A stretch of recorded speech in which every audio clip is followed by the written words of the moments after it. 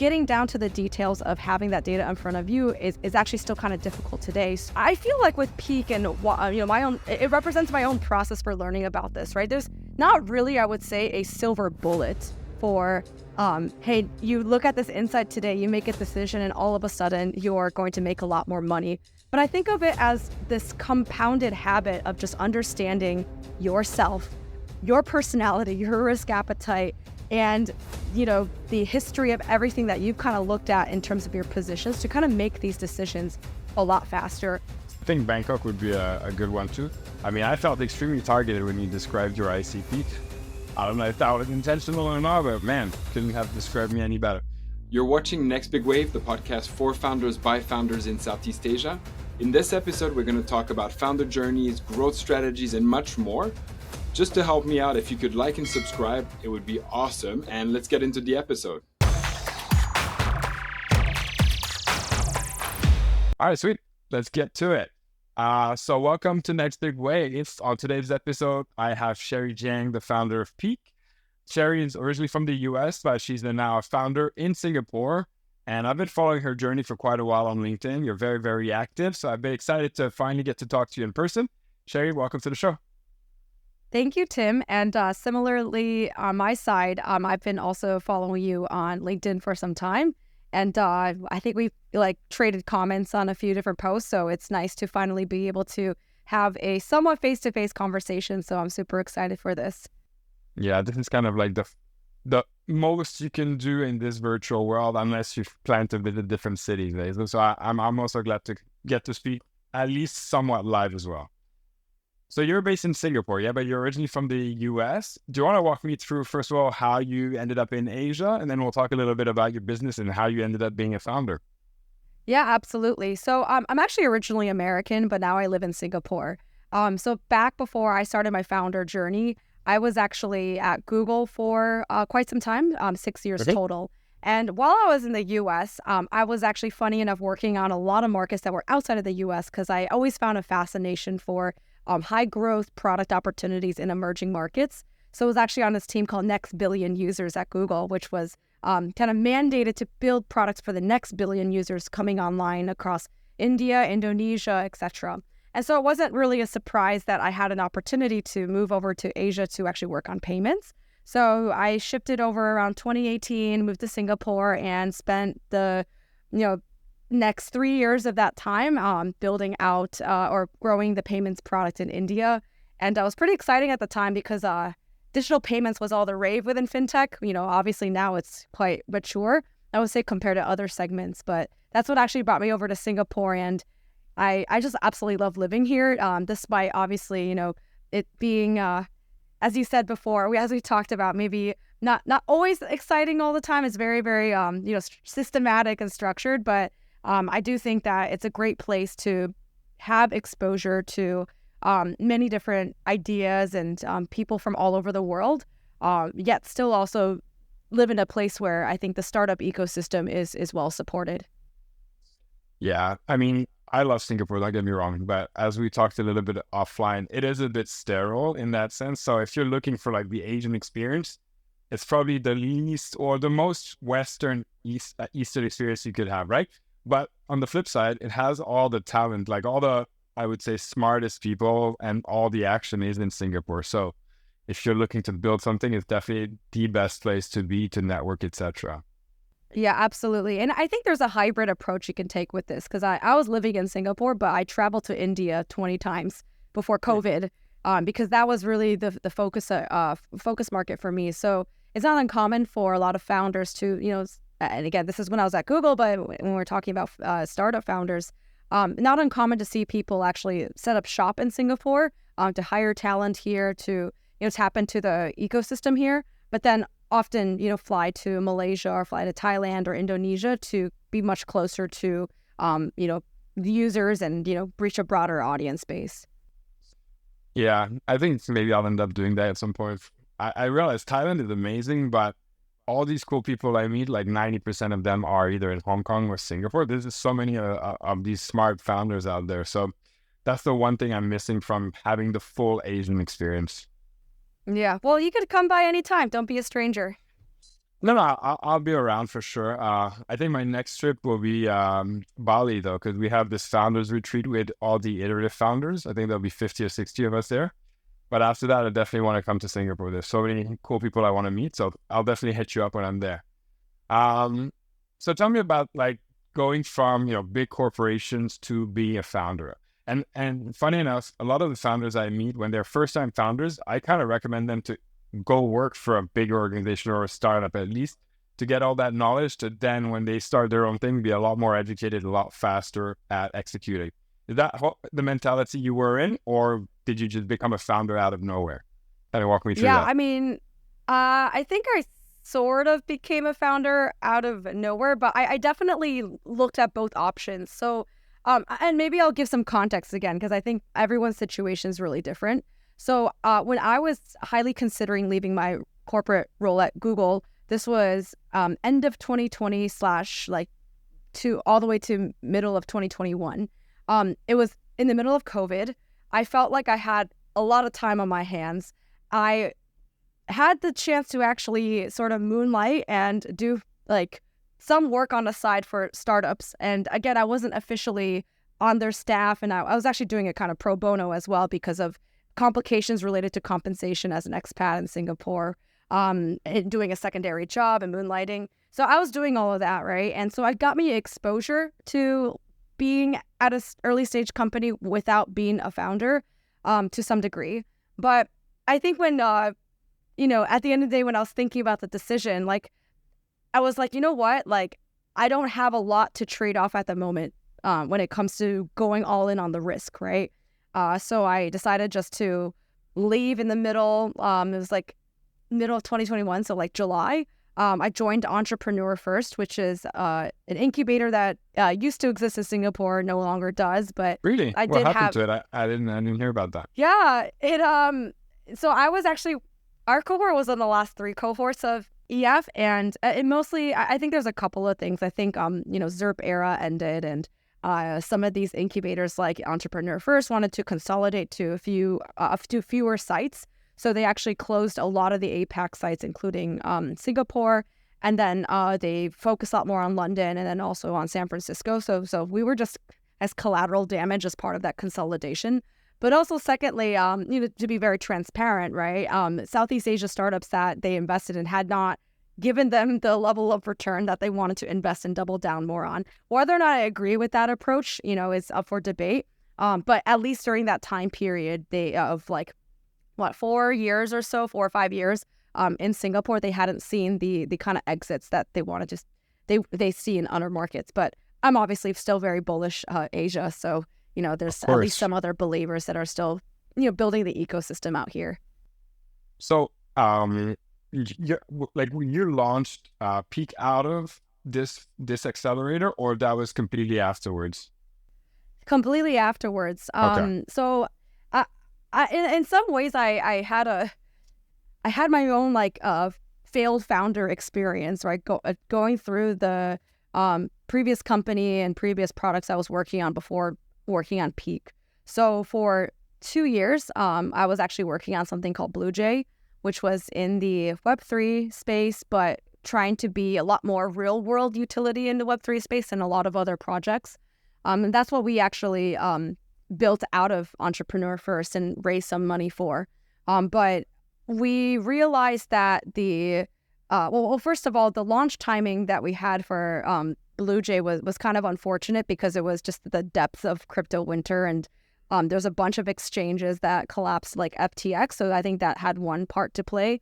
But I think the second part was just me feeling like I was not building something that was a must-have for customers. Like you always ask that question of like, hey, what are people doing today without your product, and how badly would they miss you if your product didn't exist if they're already using it? And if you don't feel like that's a very strong answer, right, for your customers, then it's not a really good business to continue building. So I actually decided to pivot away from that beginning of this year, and that's actually what ultimately became Peak, right? So that's what we're working on as a company right now. Okay, so Peak is kind of a pivot of Blue Jay then, right? It is a pivot at Blue Jay, but it's not. But we are essentially restarting it like a new company at this point. Yeah. And did Yeah, you get pivot funding as in for like peak or not? we got funding for the Blue Jay. So not yet on the peak side. So we raised money when it was 20 beginning of 2022 to mid 2022. So it was actually still an okay fundraising market. Right, right. Fair enough. And so I'm curious because, in Google, you're working on payments, you're in fintech now. Do you have something about finance that you really, really love? Like, is it the users? Is it try to solve those problems? Because for myself, I know that I've bounced around different industries. Probably not the best idea when you build relationships with partners and investors, but I'm curious about you. Is finance really where you're staying then? If you're watching this and you're a B2B startup founder in Southeast Asia, struggling to grow your startup, we have a whole community of founders just like you. And on a weekly basis, we discuss strategies and growth hacks. We'd love to have you amongst us. Feel free to join at nextbigwave.co or find the link in the description. I'll see you there. Yeah, I mean, I love fintech. I've been in it for a while. But I think for me, I've just seen how you know, money has been a force multiplier in creating opportunities for people. And, personally for myself, I know my mother is a self-taught investor, got into it and started saving and investing our money. Even though she had no background in finance, right? She was a physicist turned computer scientist, right? And she kind of learned, how to evaluate stocks, like understand, ETF investing. And I mean, she's been through like the .com era as well as '08 and now like, the 2022 era. So I've seen how like her kind of, educating herself on investing and setting my father and her up for retirement has been super helpful for them to just get a peace of mind over their future. And so I've kind of seen, even though some people say like money is the root of all evil, if kind of, looked at it in the wrong way, on the flip side, it can be the story of opportunity for you, right? To utilize resources the best way for you to kind of live a life that you want. And so to that end, I've always been really interested in these money problems. And I feel like technology has the ability to kind of leverage 10x in some way, whether it's like democratizing access, right? Or is it, speeding up or creating more efficiencies. So payments was really like the initial step, right? Because you can't really create, heavily digitalized asset management without the means to move money in and out digitally, which is why digital payments exist. But now that, I think there's quite a bit of coverage there, I see the next step at being how do you actually digitize people's ability to grow their assets, right? And manage them. So that's kind of why, I'm doing what I'm doing with Peak. So do you see this kind of product as like an equalizer between people just through education and through sorts of initiatives that help them uplift their standard of living, their finances, etc.? Is that the idea? Yeah, absolutely, right? So let's think about like the whole financial management space. I mean, if you're somebody who has, let's say, quite a bit of money, you're high net worth, right? There is no shortage of resources that you can tap into to figure out if your money is working for you. I mean, in fact, most people will be knocking on your doors, right? If they know you have 20 million in assets or more lying around. You can have like an advisor who maybe does a lot of the, pulling together your data into one place. You have an accountant. So you have people kind of working for you to make sure that that's all settled, right? But if you look kind of lower down in terms of the income and net worth bracket, then you start looking at individuals that can have quite a bit that they have saved, right? It could be a couple $100,000 from, a few years of working. So the stakes are high to make sure that, the money's working for you. But there's actually not a whole lot of places to kind of learn how to systematically manage that money, right? Like, how do you know you are, you have these goals, right? You want to, buy a house and pay for a down payment, or you want to move to another place, or you just want to make sure that you are de-risking any kind of unforeseen issues that you or your family might have. Getting down to the details of having that data in front of you is actually still kind of difficult today. So most people are actually doing it through, either they're not doing it or they're doing it on Google spreadsheets or Microsoft Excel and updating it sporadically here and there. But to have that level of view, frequently and also, applied to a specific use case is still kind of difficult. Yeah, I agree. And I mean, I studied finance, and even I sort of don't look at my finances and think proactively how to grow it. I literally, every money I make, I either buy real estate or buy S&P 500. So I'm curious, like your product, what would it do for me? Can you walk me through like a use case? Because it's AI powered. So I'm just curious, what more can I learn from a product like yours that, I could enhance my wealth or whatever it is you're going after. I'm very curious because I would love to be more educated. I would love to make better moves. What I've learned from finance is that financial advisors, they charge you a lot of money for not necessarily a lot. But I'm a big bullish believer on technology replacing that, because the fees would be a lot less and probably the strategy is a lot smarter. So I would love to move away from just real estate and indexes and use a product like yours. So pitch me on it. Yeah. Well, I think for everybody it's different, right? So for myself, I like to blend between I would say a passive and a more active strategy, right? So I do something called like a barbell strategy. So that means about 60 odd or so of my holdings are actually in passive strategies like ETFs. So I have a mix of your typical like Vanguard, S&P 500 ETFs, QQQ, etc. But I reserve a certain percentage for individual bets that I have some conviction on. And I fully understand that there's going to be a lot more variance on these holdings, but I am willing to take that risk because I hold for a long period of time. And, I don't need to exit at any certain point in time. So how I've kind of developed this thinking is really through just having a conversation with myself to kind of understand the numbers over a period in time so I can kind of make these decisions faster. So I'll give you an example, right?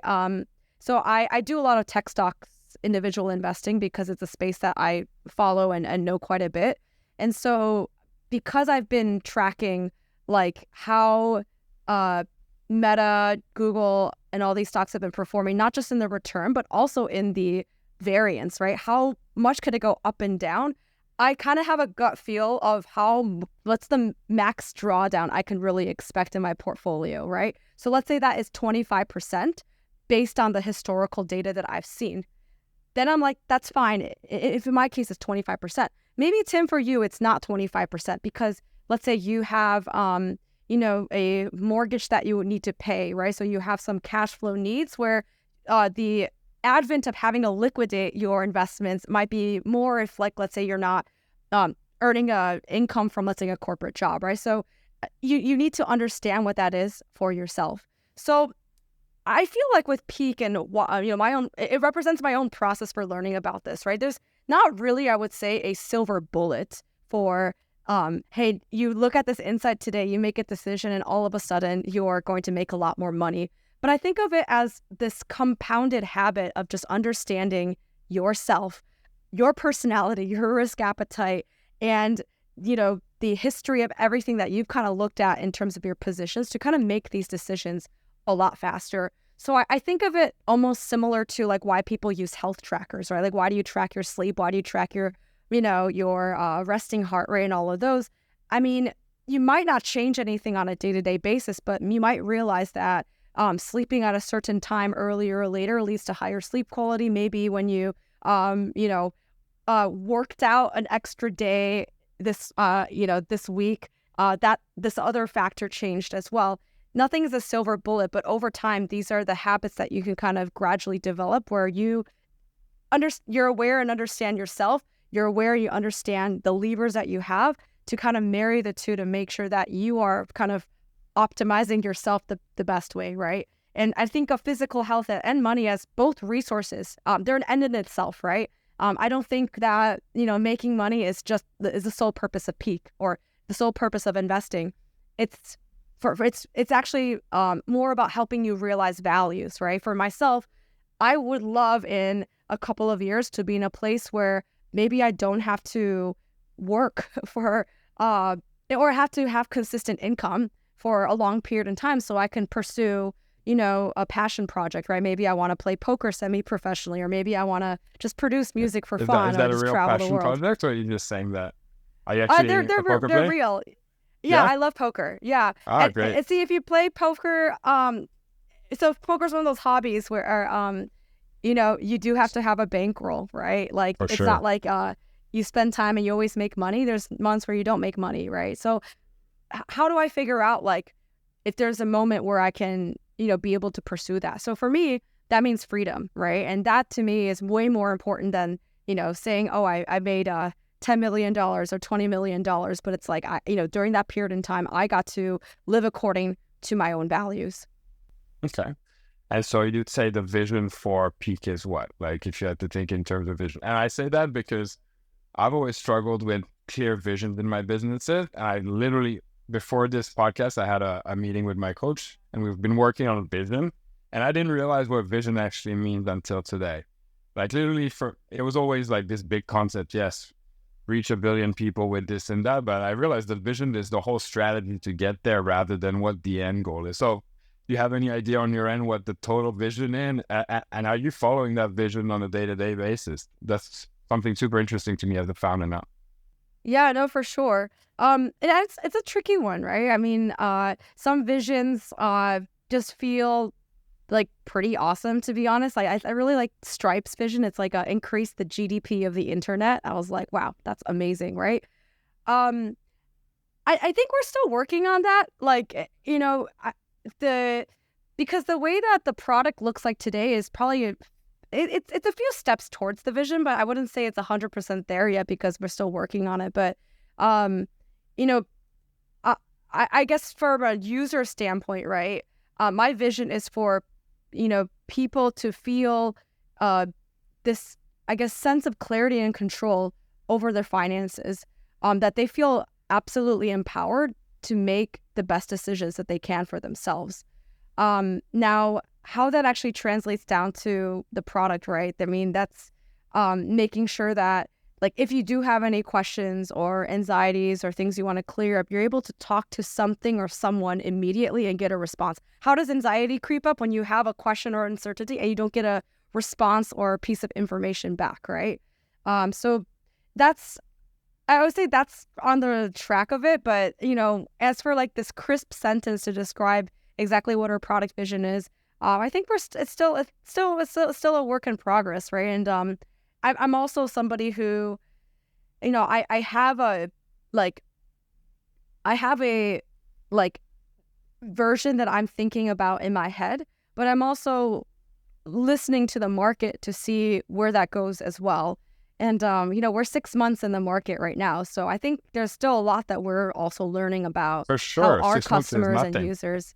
Yeah. What And speaking about, talking to your public and kind of getting a feel for them.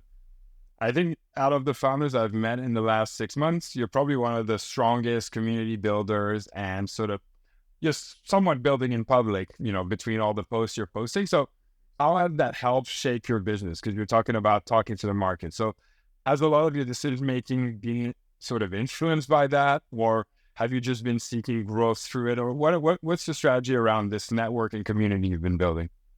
Yeah, well, I think that, so I could talk about like how I've been thinking about it like from a Sherry perspective, and then I could talk about it from like a Peak perspective, because I see the stuff that I do on LinkedIn as actually a reflection of a portfolio of things that I'm interested in, not just Peak and personal finance. And, within that category includes, startups in general. Like I love startups. I love learning about like the crazy kind of stories or things that people just like took a bet on. I love talking about learnings and failures just because I don't think people talk about it enough.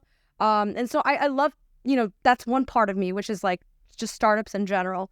And of course, the other part of it is, like investing and talking about money and kind of pushing the boundaries of what people are comfortable talking about. I am definitely not afraid to be a bit contrarian, I would say, and like, put forth an opinion Outspoken. that, yeah, like recently I posted something about how like talking about your net worth, it shouldn't be so I saw that. taboo. And Mhm. and it actually got the kind of response that I expected. I'm like, I'm sure people are going to be some people are going to be very allergic to it. And then there's going to be a group of people who are like, yeah, actually, like we can be more transparent, right? We can figure out the way to do it. So that's one part of like, these two pieces are, a part of what I think about, like what I do on LinkedIn in terms of community building is like, here are some interests I have and I like to engage in conversations with people about them. But on the Peak side, I really don't think Peak could be the product it is today if we didn't do that, or if I didn't start posting about it. And because the entire validation process for Peak has happened over LinkedIn, like our beta signups have been on LinkedIn. We didn't even start building Peak until I basically posted like a fake product, like a mock-up and an idea of what Peak is, and started a wait list for the product. Like we didn't have anything, right? So that like feedback loop of getting people who come in from an idea, then showing them a product or getting them on the actual product, and then sharing like what we've progressed on building that product, and then getting more signups from there. It's kind of this flywheel that we've created, right? And in a way, I appreciate like how people are so open to sharing as well, because we get like really interesting nuggets of insights about how people think about money in a way that their spouses might not even know. And that's largely because my content, by being open myself, has given them a safe space to feel okay sharing that with me. And sometimes it's a bit extreme. I've had some customers when we're doing like research and, onboarding, who just like, I'm not joking, like flash up their entire spreadsheet of everything that they own, like their net worth. And I'm like, hey, you don't actually have to show me this. Like, this is okay. But a lot of them just got to like comfortable to that degree sharing that with me, right? And ultimately that helps me understand people's psychology around money and managing money as well, to build a product that fits that so much more. So I really don't think we could have built Peak without the community that has come together to beta test on LinkedIn. Did you build a community on top? Because I know acquiring customers through LinkedIn is useful. I found it kind of difficult to manage a community directly on LinkedIn. So do you have a Telegram or a Slack on top for your users to have as a community, or you kind of skipped that and went directly from LinkedIn to people using your tool? Yeah, so I think so I'd say most people are going from LinkedIn and just going straight into the tool. And then like then we kind of keep interacting back on LinkedIn. And it's not like, there's like a LinkedIn like Peak group, right? But we do also have a small WhatsApp group exclusively for like paying customers of Peak right now. So, I mean, that's like again, under 100 people because we're still in beta, right? So there's a community aspect there, but it's not like everybody who comes to the beta program is in this group. This group is really like if you may, it's kind of like an alpha group, or it's like you get like first dibs on, looking at a feature and voting on features that we're looking at. And we take your, feedback. We take everyone's feedback seriously, but I'd say for the folks in that group, we take it even more seriously, right? Since they've kind of been around for longer. So in that aspect, we do have community, but it's maybe not to the extent of like, we have an event all the time and it's, a huge part of how we drive acquisitions. I would say the community aspect there is actually more around retention, if anything. Right. No, I was going to say, because like the community that I've seen for different products, very, very good for upselling, very, very good for retention. So I think a lot of products are going towards owning a community and owning their customers in that way. And I was just curious if that was your case, or if it's mostly for feedback and for sort of customer support. Yeah, I'm all for community-led products, right? I think that, I mean, even if like, you don't start out acquiring customers that way, I think it is quite nice. Like I'm, on forums for like SaaS products like Airtable and Intercom, and I use community there to like answer product questions. Honestly, I use it as Stack Overflow, but it is nice to see other people that are using the product who kind of share, oh, this is how you can use it, right? I think when we get to a slightly bigger scale, we might develop a more serious program around community. I think as of now, like that might not be the biggest focus area for us, but maybe at some point when our support staff can't handle like queries from everybody, and it's helpful for people to talk to other people who are also using the product, then I think migrating to having some of that strategy makes sense. Okay. And so you mentioned when you're ready to scale more. Right now, you're still in closed beta, right? You're still gathering feedback. You're still kind of building. When are you thinking of pulling the trigger to start scaling? And I forgot to ask, but is this product kind of Southeast Asia specific, or is it North American? Like, who is your target? Yeah, great question. I'll answer those sequentially. So launch is coming up very imminently, actually. There's not a set date yet, but it can happen in the next couple of weeks, definitely before the end of the year. So we were actually fixing up a few things on the product side before we go wider, particularly around like making onboarding more self-service, because we no longer can talk to every single person the same way that we could in a closed beta. But also like a few, you're a finance person, so we are now moving from just snapshot view to transactions, so we can start tracking like when you bought something at what price, when you sold something at what price. We were doing it at a holdings level, which is a lot less powerful. So we want to do a whole migration of the backend database that way. So we're doing that before we launch publicly. But it's imminent, so it's very, very soon, which I'm pretty excited for. Now, to your question on who our target market is, it's an interesting one. So when I was actually articulating it to someone else earlier, the best way I describe it is our app is for people who are digital natives, digitally native global citizens. So that means you are like somebody who like lives in a different country than perhaps you were born, or you went to school in a different place, or your parents are from a different country than the one that you currently live in, or you just happen to live in a city that has a lot of people like that. So that's all to say that it's people like maybe me and you that just have really complicated finances across different currencies, and there's not a great localized solution that solves for all of it together. So if you look at the US market, there are obviously personal finance tracking apps, but none of them will ever really touch like, DBS or Tiger or, Bangkok Stock Exchange or whatever is used in Thailand, right? So I'm never going to get a full picture of what I'm investing in, right? And then somebody who lives in the US who, let's say, is, Indian origin and wants to invest somehow back in India because of the growth story, right? There's no solution that would connect to, Zerodha or Grow. Those are the two big digital brokerages, right, that people use. So we think that this population of people that are a bit more mobile, a bit more cross-border is just going to grow into the future, right? Like, hundreds of millions, I would say, is the estimate. Of course, it's all just based on estimates from like the United Nations. But as the world becomes more mobile, people's finances become more complex, not really great tools to handle all of it. So we're kind of focusing on that niche. And Singapore is kind of the perfect market to start just because you have so many people who fit that profile. Makes perfect sense. I think Bangkok would be a good one too. I mean, I felt extremely targeted when you described your ICP. I don't know if that was intentional or not, but man, couldn't have described me any better. And I'm curious now, because that ICP is so kind of, niche in the sense that the description is niche, but you said the market was pretty vast. How do you target those people? I have a few ideas, but I'm curious to know your thoughts.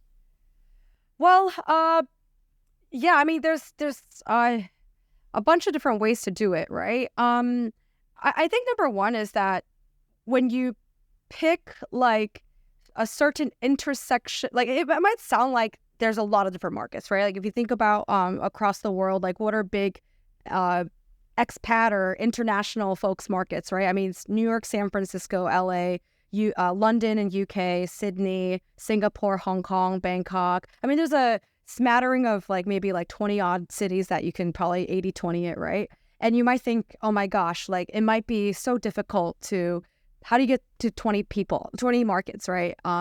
It's actually easier than you think it is if you take into context intersectionality, right? Or what else do these people tend to have in common, right? And one of them is actually employment.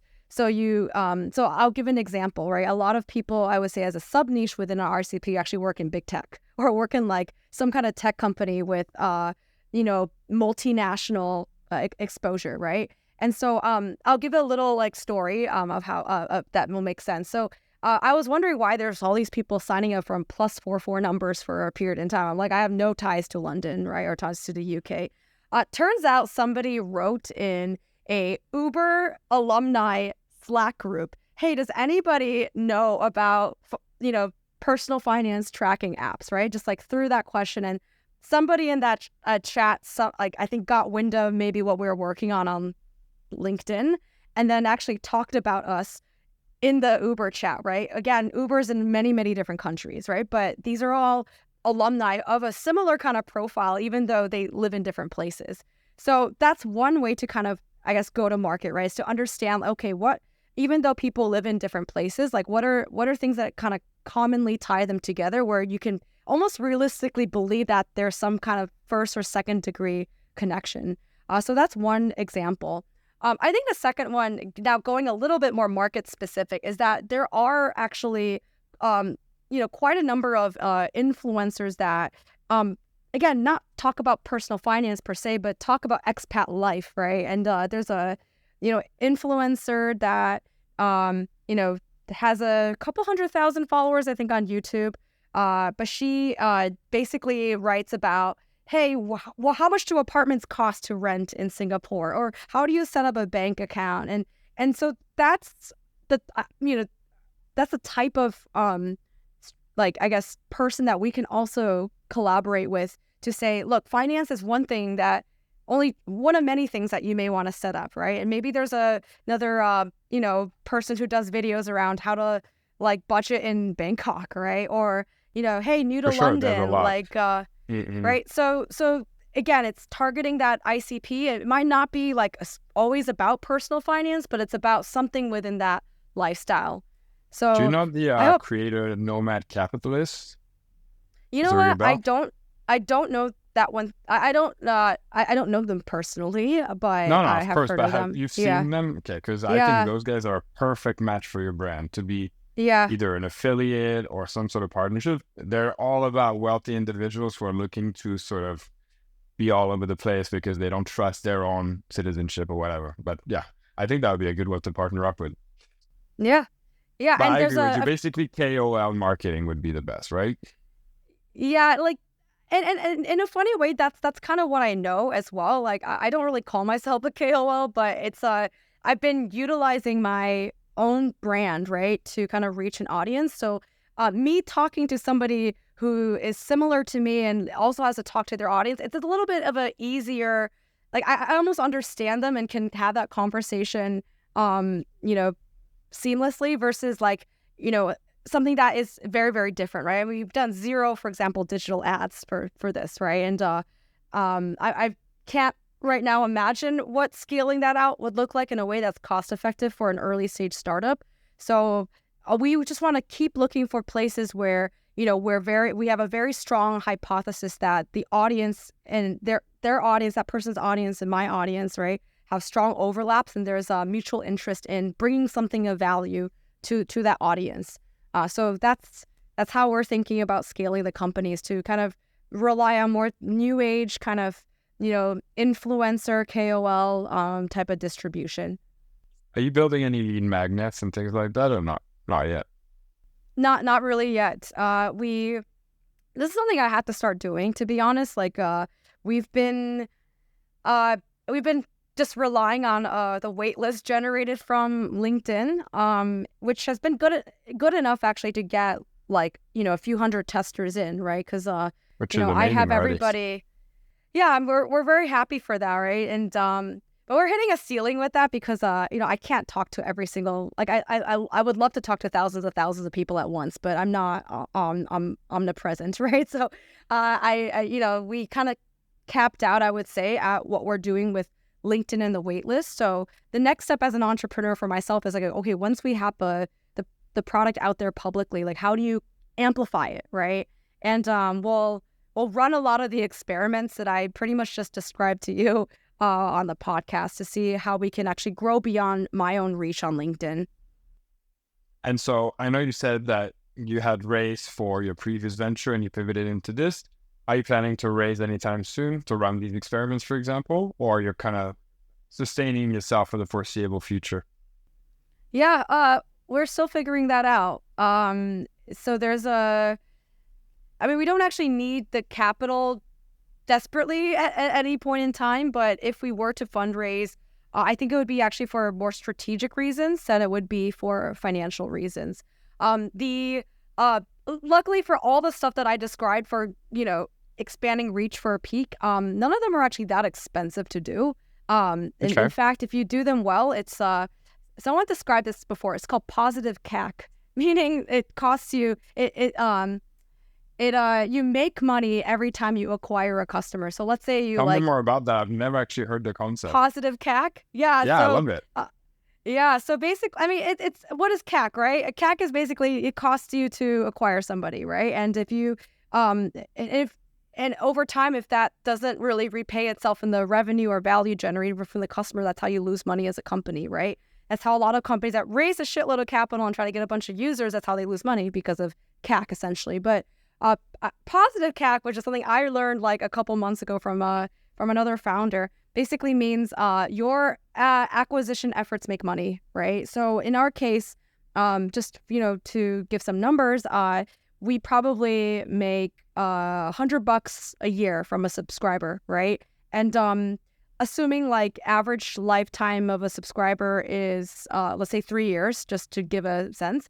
So that's $300 that we get from each user.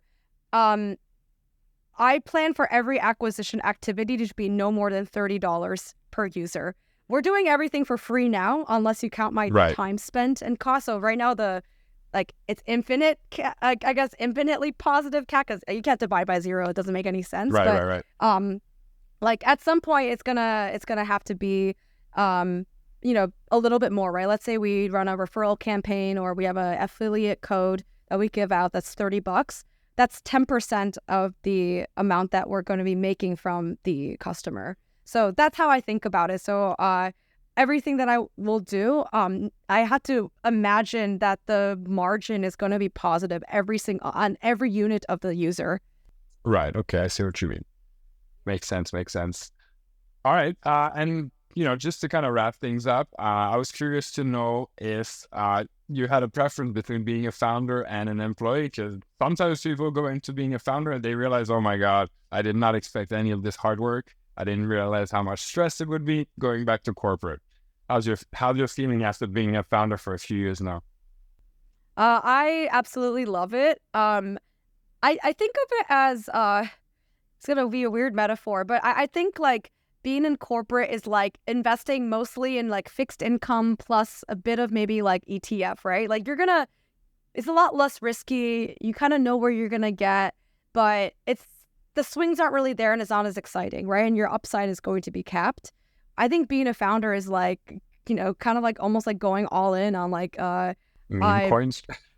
Yeah, well, maybe not quite meme coin because it's a speculative, so I can't tie fundamental value, but maybe it's like angel investing in yourself in a way, right? Like your swings are going to be emotionally, financially, like intellectually is going to be so much more. But for me, like that's what like makes me feel like I'm living life, right? Like I'm having these experiences, like I'm getting to learn more about myself in these high pressure scenarios. I'm getting to know about other people. I'm challenging my thinking at a higher frequency than I have ever had in corporate. And is it more tiring sometimes? Yeah, but I think it's far more interesting. And I think it's so much worse to like live a life that I thought like didn't like where I didn't strive for my full potential and settled for something that was like easy and consistent. Like I'd much rather live what I think is an interesting life, even if like, there's suffering and volatility along the way. So you're hooked. You're hooked for now. I can tell. Yeah, I'm hooked. Yeah. And if I could avoid ever going back to a corporate job ever in my life, I think I would. So like I will build as long as I can. Do it. Yeah, I mean, I'm the same. I had one corporate job in my life in my very early 20s and never looked back. So I don't blame you. Sweet. So yeah, I think we're going to run out of time. due to my mishaps earlier. But to wrap things up, do you want to shout out to anything, whether it's your team, investors, family? You go ahead. Yeah. Well, I just want to say thanks to everybody who's been, I guess, following along our journey with Peak, as well as my own. I think that when I get an opportunity to meet people like you, Tim, or others that I've been able to connect with, it makes this whole process feel so much less lonely, right? I feel like, beyond the maybe the intellectual part of maximizing your learnings, I feel like just being able to talk to people and know that you're not alone in building and there's other people that, are kind of there as well, I think makes this, all the more worthwhile. So I just want to thank everybody who's been, a part of the journey, been keeping up with it, commenting, supporting in any sort of way. Yeah, I completely agree with you. It is pretty lonely for a founder. So I'm glad you have a community. I'm trying to build a community, and I look forward to actually meeting in person next time, whether it's in Bangkok or Singapore. But Sherry, thank you so much for being on the pod. It was a real pleasure. For sure. Thank you for having me. All right, that's the pod.